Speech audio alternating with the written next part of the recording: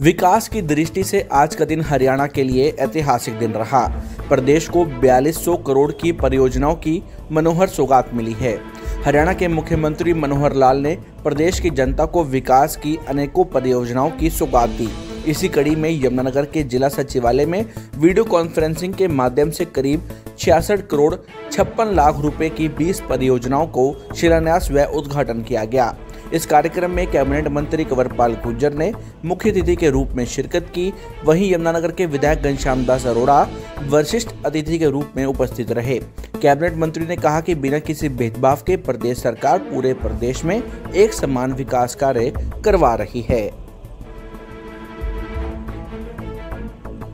आज 3600 करोड़ रुपए के जो विकास कार्यों के उद्घाटन थे वो माननीय मुख्यमंत्री जी ने किए और एक नई योजना माननीय मुख्यमंत्री जी ने शुरू की जिसमें 600 करोड़ रुपए खर्च होंगे, जो कि जिन लोगों की आमदनी 1 लाख रुपए से कम है ऐसे परिवार के एक सदस्य को 1000 किलोमीटर तक की यात्रा की छूट उसमें दी गई। लगभग इसमें 600 करोड़ रुपए खर्च होंगे, तो कुल मिला के 4200 करोड़ रुपए की जो योजना है उनकी आज शुभारंभ माननीय मुख्यमंत्री जी ने किया है और मैं समझता हूँ कि बहुत बड़ी उपलब्धि है। और खासकर जो सरोवर का है जिसमें आज काफी बड़ी संख्या में, खासकर हमारे जिले में तो काफी बड़ी संख्या में आज हैं, तो ये जो थे तालाब जो थे ये एक बहुत बड़ी समस्या बन गए थे। और उसके बाद माननीय मुख्यमंत्री जी इस प्रकार का निर्णय लिया और उसके बाद केंद्र से भी एक स्कीम इस प्रकार की है अमृत सरोवर की, तो उस पर जो काम किया आज जैसा माननीय मुख्यमंत्री ने बताया कि 1700 सरोवर ऐसे हैं जिनको हमने ठीक किया। कुल प्रदेश में 14000 ऐसे सरोवर तालाब हैं जिनकी हालत खराब है, मान लीजिए उनकी समस्या है। एक पुराने टाइम में एक था कि जब मकान कच्चे होते थे तो हम उसी में से गारा निकालते थे और रिचार्ज होता रहता था, कोई दिक्कत नहीं थी। लेकिन अब मकान पक्के गए, उस प्रकार का रहा नहीं, वो पानी जो लगातार खड़ा रहता है तो मिट्टी इतनी चिकन होगी कि वो पानी नीचे जाता नहीं।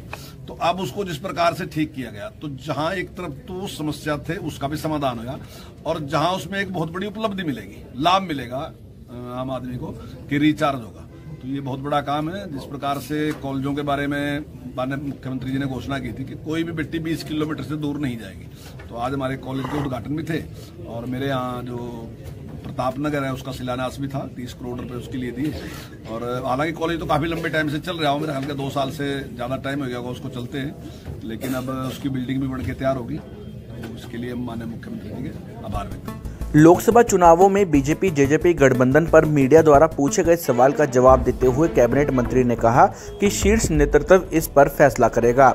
हमारा गठबंधन चुनाव लड़ने के लिए नहीं, सरकार चलाने के लिए हुआ था और कॉमन मिनिमम प्रोग्राम के तहत हमने काम किया और सरकार बिल्कुल सही चल रही है। इस पर हमारा शीर्ष नेतृत्व फैसला लेगा। चौधरी बीरेंद्र सिंह ने कहा कि यदि लोकसभा चुनावों में बीजेपी जेजेपी का गठबंधन होता है तो वह पार्टी में नहीं रहेंगे। इस सवाल पर कैबिनेट मंत्री ने कहा कि वह उनका व्यक्तिगत विचार और उनका अपना निर्णय है।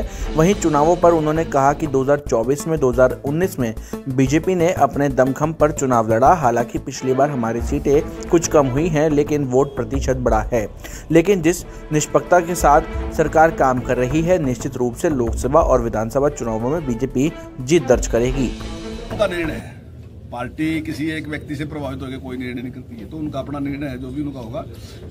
जैसा मैंने कहा है कि भाई हमारे हाईकमान, उनका हाईकमान बैठ के अगर कोई बात करता है तो तब की बात है, लेकिन जो हमारा गठबंधन है तो वो गठबंधन चुनाव लड़ने के लिए बिल्कुल नहीं था, वो गठबंधन केवल और केवल सरकार चलाने के लिए था। वो ठीक दमखम पे चुनाव लड़ा, उससे पहला भी हमने चुनाव अपने दमखम पे लड़ा और दोनों बार जिस प्रकार से वोट मिला, पिछली बार भी हमने वोट 14 से भी 3-3.5% वोट बढ़ के मिला हमें। ये ठीक है कि हमारी सीटें कम हुई और जिस प्रकार से निष्पक्षता के साथ काम किया सरकार ने, मैं दावे के साथ कह रहा कि अब की बार हमें जो सीटें हैं वो ज्यादा बढ़ के मिले। गठबंधन चलने में कोई दिक्कत नहीं, गठबंधन तो सरकार चलाने के लिए था ना, चुनाव लड़ने के लिए तो गठबंधन किया ही नहीं हमने जिस समय गठबंधन किया था उस समय ना हमारे पास बहुमत था ना उनके पास बहुमत था। जरूरत के अनुसार कॉमन मिनिमम प्रोग्राम बनाया, उसके अनुसार हमने गठबंधन किया सरकार चलाने के लिए, चुनाव लड़ने के लिए नहीं। कई बार हमने ये बात कह दी, हाँ अगर चुनाव लड़ने की जरूरत होगी तो उसके बाद हमारा हाईकमान, उनका हाईकमान बैठ के बात करेगा। अगर वो सहमत है तो बात है, नहीं तो सरकार चलाने के लिए सरकार बिल्कुल स्मूथली चलेगी।